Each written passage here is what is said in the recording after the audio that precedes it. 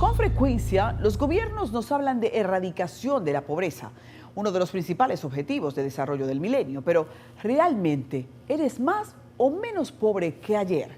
¿Cómo lo miden y cómo lo vives? Tras hacer comparaciones y profundizar en el método utilizado por el Ministerio de Economía, les mostramos si son o somos o no más pobres en esta investigación. El Ministerio de Economía, Planificación y Desarrollo plantea una nueva forma de medir la pobreza en República Dominicana. Con precios diferenciados por macrorregión. Imagínense, un plátano no cuesta lo mismo en Barahona que lo que cuesta en un barrio de la capital. Las actuales autoridades plantean una ruta de reducción del fenómeno social a partir del cambio de medición estadística y sus criterios para utilizarlo. Gracias a todo esto, elevamos el nivel de exigencia que tenemos como país e incorporamos las mejoras internacionales en la forma en que se mide la pobreza en el país. Los últimos estudios sociales arrojan que trabajar no es suficiente para reducir la pobreza en una familia.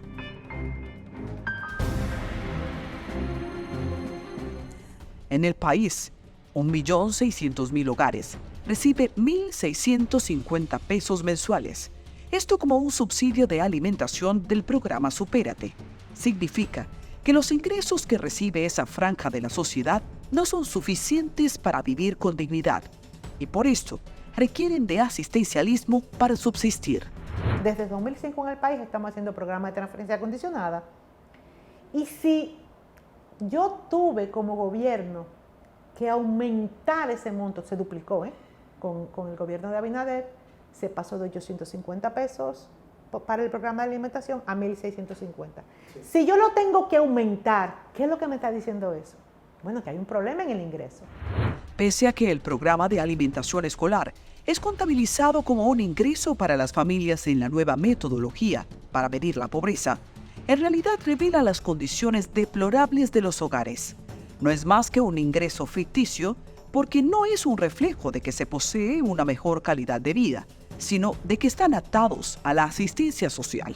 El propio monto que te dan, que se supone que te lo dan por ser pobre, entra en el juego para ver si tú eres pobre o no. Pero ¿qué entra también? Que no sé si se lo explicaron también. El tema de lo que la gente, que eso es una novedad de esta línea de pobreza, no estaba en la anterior. Sabes que los niños reciben el desayuno escolar en la escuela.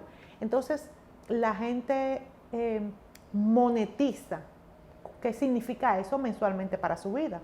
Se lo preguntan en la encuesta. Bueno, eso son 1.000 pesos al mes. Entonces eso te lo suman como si fuera un ingreso, bajo la excusa de que, bueno, eso es algo que la gente está dejando de gastar, entonces es un ingreso en especie. ¿Qué indicadores dicen, según el gobierno, si eres pobre o no? Veamos. ¿Qué cantidad de pobres hay en el país? Estaríamos hablando de, en pobreza general, 2.300.000 pobres. Y en pobreza extrema, unos 330.000 pobres. El MEPI es un articulador de política a través de la planificación. Ahora, dentro de lo que se dio a conocer, el boletín de pobreza, lo importante que contribuyó a disminuir la pobreza en el último año fue la creación de empleo. Entonces, para tú reducir la pobreza en el país, lo que se debe trabajar es en crear empleo de calidad. Entonces, desde los años 50, la economía dominicana, con algunas excepciones, ha estado creciendo.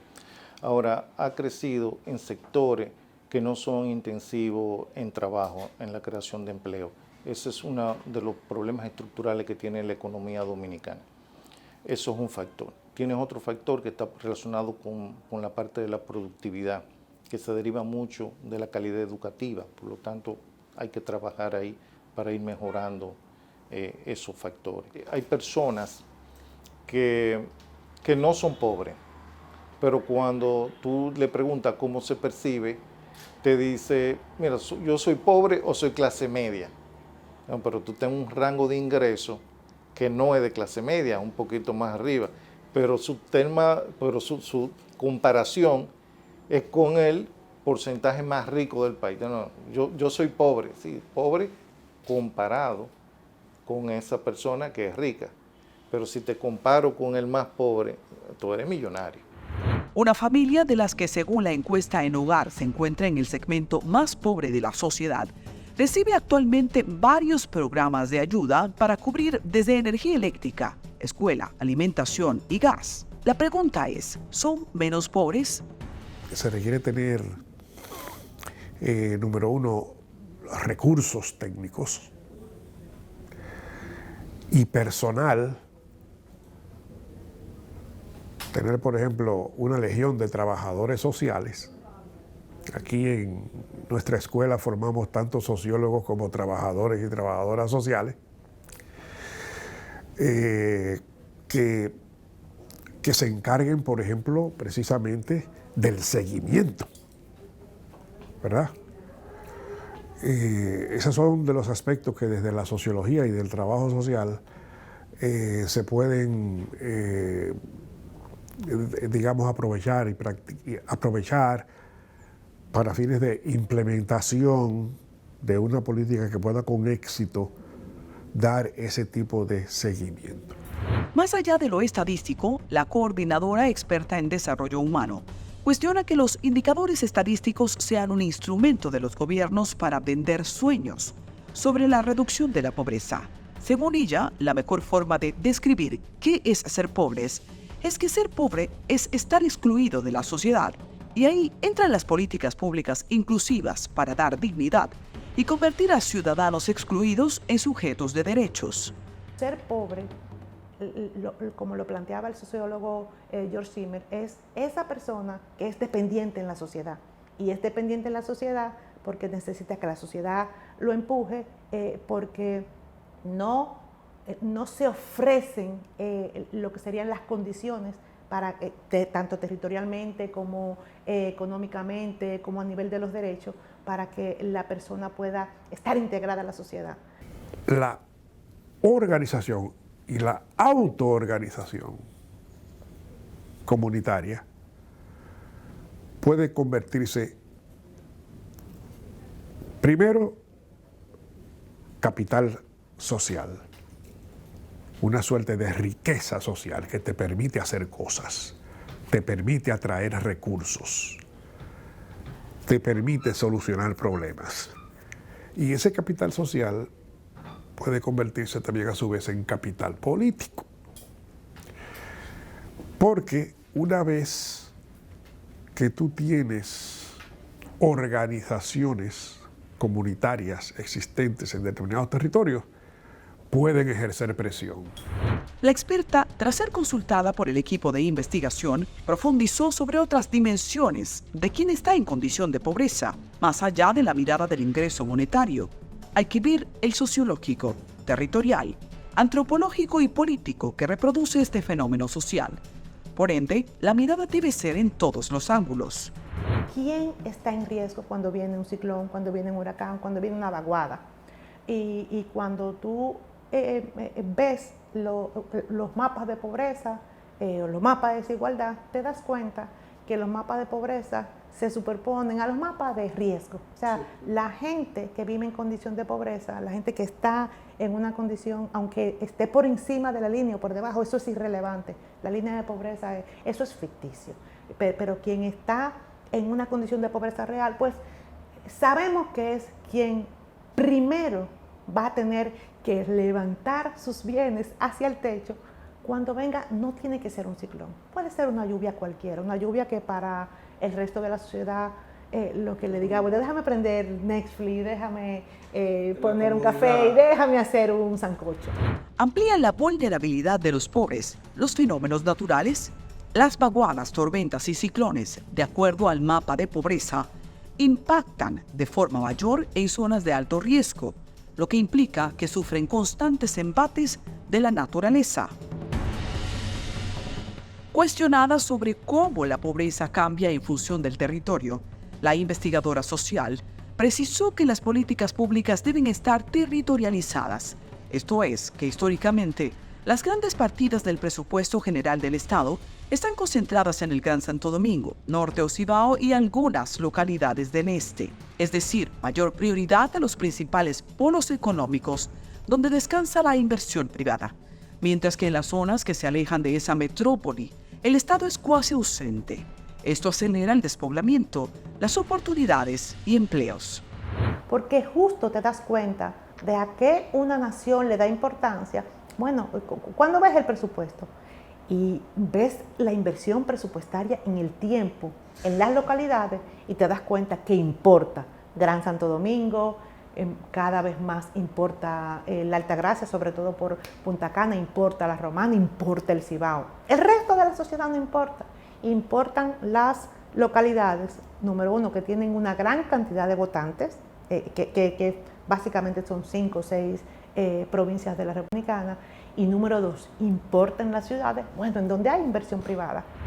Los pueblos del sur se mueven a los polos de atracción y esto trae como consecuencia la creación de núcleos de pobreza en áreas periféricas. También se critica que gran número de demarcaciones alejadas del centro no estén en la agenda de prioridad nacional.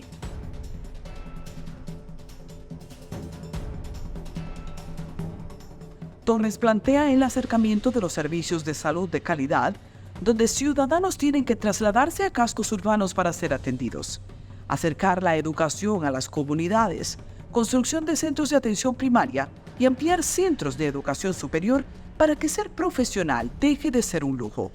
Narra que esa ausencia de inversión pública convierte al Estado en un generador de pobreza.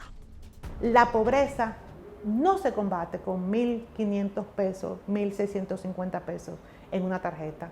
La pobreza se combate insertando a la gente dentro de la sociedad, visibilizando las carencias donde quiera que estén, nombrando a la persona donde quiera que esté y pensando que es una de las dificultades estructurales que tiene esa medición. Me gusta usar siempre esto. Nosotros no hemos definido la pobreza en nuestro país. Nosotros no tenemos ninguna definición oficial de pobreza. Nosotros tenemos una medición oficial que es jalada, ¿no?, obviamente de un estándar internacional. Existen varias repúblicas dominicanas.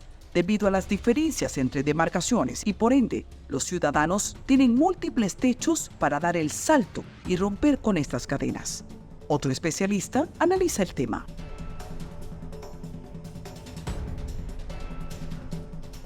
¿Es sostenible ampliar la base de ayudas sociales del Estado para sacar a las personas de la pobreza, como señala esta nueva medición? ¿Cuál es el impacto del asistencialismo? ¿Existe en República Dominicana una lucha que pueda ser medida como real para luchar contra la pobreza? ¿O una clase política que ejerce profesionalmente provecho del clientelismo?